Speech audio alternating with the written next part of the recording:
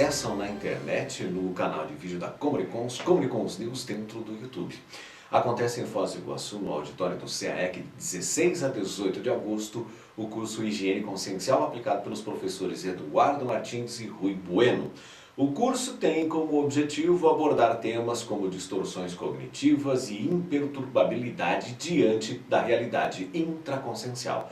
Informações no telefone código de área 45 3525 2652. Comunicons News recebe com muito carinho a Márcia Rão. Olá, Márcia, bem-vinda ao Comunicons. Muito obrigada. Márcia é professora da Conscienciologia, atua no Colégio Invisível desde o início, né? E também é coordenadora agora do fórum que vai acontecer junto com a primeira semana da Paradireitologia, Márcia. Exatamente. Como é que está a programação? Olha, do dia 11 ao dia 14 de agosto é o período em que acontecerá essa primeira semana da Paradireitologia. A programação é muito intensa. Nós temos previsto para esse evento, o primeiro evento vai ser o 5º Fórum da Paradireitologia, dentro do qual acontecerá o lançamento de 2 obras literárias, uma delas do professor Jaime Pereira, as duas, aliás, do professor Jaime Pereira, e também teremos a inauguração do Laboratório da Paradireitologia. São 25 conferências dos pesquisadores do Colégio Invisível, e eu acho que o evento vai ser muito bom para quem quer se aprofundar nessas temáticas. É de 8 a 14. 8 a 14. São 2 eventos, na verdade. Então, né? São 2 eventos. Essa programação inicial é a do fórum. Em seguida, começa o acoplamentário temático, que excepcionalmente acontecerá em dia de semana. O acoplamentário começa na segunda-feira, ele vai até a quarta-feira. Os epicons são a Cristina Aracaki e o Hernande Leite. E a temática desse laboratório é a liderança interassistencial. Então, em razão desses 2 eventos, que vão ser paralelos, o tema central dessa Semana da Paradireitologia é a cosmovisão paradireitológica. Porque a gente parte a gente tem como uma das grandes intenções assim, é desmistificar aquela ideia de que o paradireito é só para advogados ou para quem está relacionado ao direito. O paradireito é sim para essas pessoas, mas para todos nós. Os nossos palestrantes são psicólogos, nós temos pessoas da área da educação, quer dizer, de diversas áreas, não só os advogados. É consciência. Tem que ter paradireito também. Tem que ter paradireito, exatamente. Você vai falar sobre a advocacia interassistencial também, né? Vou falar sobre quais os princípios, o que vem a ser a advocacia interassistencial? Então, a advocacia interassistencial ela é uma técnica jurídica aonde o advogado ele procura, na sua prática jurídica, trazer o parapsiquismo e trazer cosmoética e os princípios do paradireito. Então, ao olhar um conflito, um problema jurídico que lhe é exposto, ele vai trazer toda essa visão multidimensional, vai procurar auxiliar aquele cliente, assistir de forma tarística, não buscando apenas ganhar uma ação, mas sim fazer assistência, fazer o desassédio. Já parte mais para uma conciliação, digamos, ou não? Porque É. depende muitas vezes dentro de uma visão dentro do paradigma consciencial, às vezes nessa existência você tem uma questão que você acha que é só sua, que você tem como ganha, e de repente você parte para trabalhar dentro dessa, encontra uma advocacia interassistencial que de repente te leva a defender a tua causa, mas também a abrir mão, fazer concessões. Justamente. Aí como é que está? Como é que a gente consegue alimentar essa ideia e levar em frente? Essa pergunta ela é muito, muito pertinente. Por quê? Porque é exatamente essa a ideia. A pessoa chega com um conflito, normalmente ela está vitimizada, ela está sofrendo, ou ela está agredindo. Muitas vezes ela é a pessoa que causou aquilo. Então, aquele binômio vítima-algoz, ele ocorre em todos os conflitos.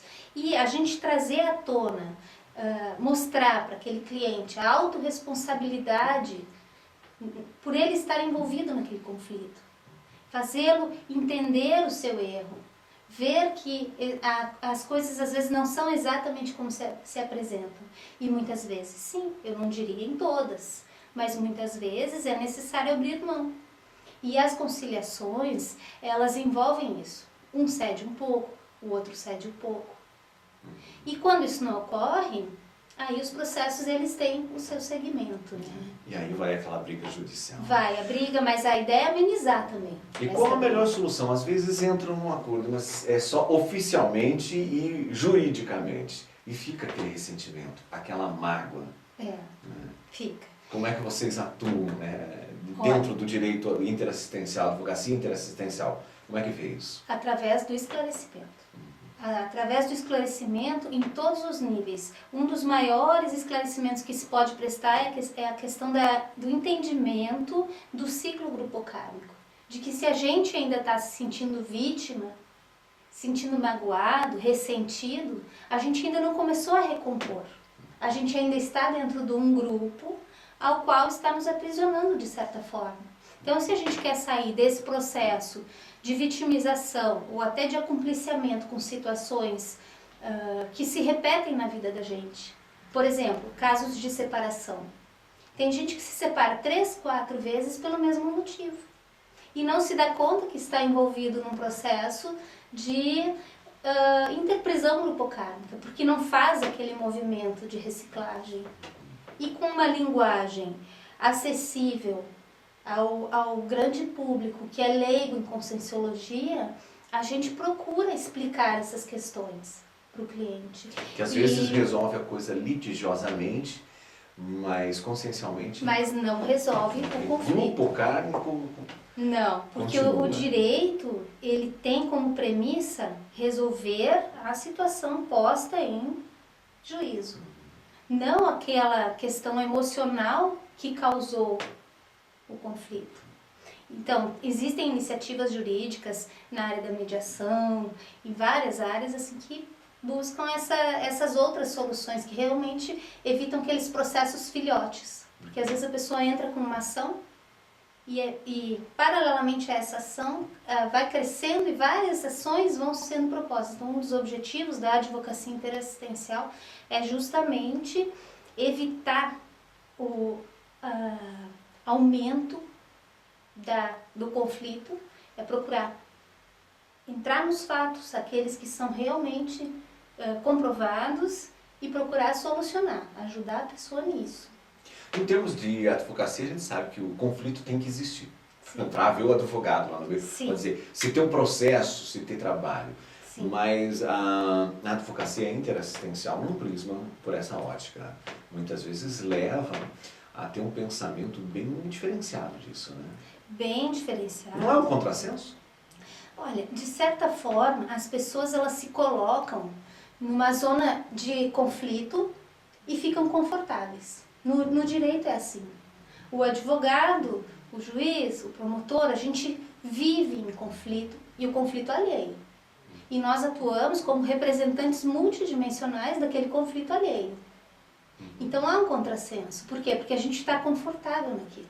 Agora, quando a gente começa a atuar com técnicas conscienciológicas, TENEPs, desassédio, assim, diz assim, porque muitas vezes o advogado ele começa a se contaminar com aquela situação que ele costuma lidar. Ele é muito especializado em determinada área, né? Então, acho que a gente tem que estar muito consciente de que quando a gente vai mexer com conflito, alguma coisa a gente tem a ver com aquilo, nem que seja algo de outra vida ou dessa mesmo. E a gente tem que ajudar, a gente pode, não ter que, né? Mas pode ajudar a resolver e a gente pode recompor as nossas próprias questões. Advogados podemos atuar de uma forma diferenciada. Eu tenho atuado há 3 anos já nessa área. Anteriormente eu tinha uma advocacia que estava buscando um nome para isso, mas tecnicamente há 3 anos. E os resultados, eles têm sido muito positivos. Porque eu diria assim que 3% dos casos a pessoa não quer aquela solução mais cosmoética. E aí eu preciso dizer, então, eu não vou me acompliciar. 3%. A maioria das pessoas, ela quer acertar. Olha que coisa boa. E as técnicas utilizadas, eu utilizo um questionário que ele tem 60 perguntas, aonde se avalia a verdadeira pretensão da pessoa, a cosmoética, se a pessoa quer aquilo para se vingar, se ela quer aquilo para quê? Se ela vai prejudicar alguém, se ela quer prejudicar alguém, a pessoa começa a abrir a sua própria pensanidade e ver que realmente o que ela quer, às vezes, é um pedido de desculpas. Quem quiser saber mais, então, também, de 8 a 14 de agosto, a primeira semana de Paradireitologia e o 5º Fórum, né? Isso. Obrigado mais uma vez, Márcia, pela tua presença aqui. Eu e que esperamos agradeço. contar com você mais vezes aqui no Comunique com os News, tá? Muito obrigada pela oportunidade. E a gente encerra esse Comunique com os News falando que de 23 a 25 de julho aqui em Foz do Iguaçu vai ser promovido o curso História do Parapsiquismo. Vão ser 3 dias para você aprender a pesquisar e entender melhor o seu autoparapsiquismo a partir da análise histórica. O curso vai ser aplicado pelos professores João Ricardo Schneider, que é um dos colaboradores semanais aqui do Comunique com os News, e pelo professor Jarbas Paranha. Aproveite a oportunidade de participar. Informações, o telefone é o código de área 45 3525 2652. Obrigado, amigos, e até o nosso próximo Comunique com os News.